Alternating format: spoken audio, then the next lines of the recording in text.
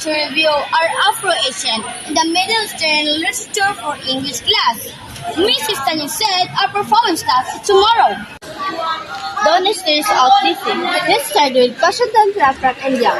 Remember, these animal fables teach us practical wisdom. Right.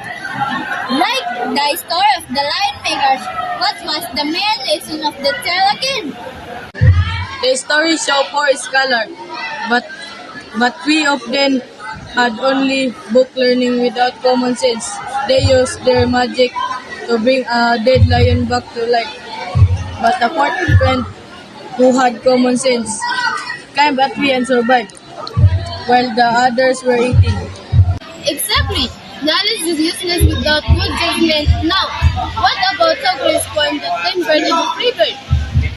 That poem contrasts two different words. The tame birds live in a safely in a cage, while the free birds soar in the sky. But they love each other, but neither one can adapt to others' life. It represents the tension between security and freedom. I see.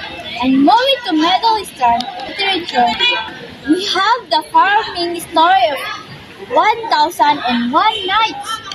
She tell of Scheherazade. To save her life, she told the king a new story every night, leaving each other one on a cheap hunger.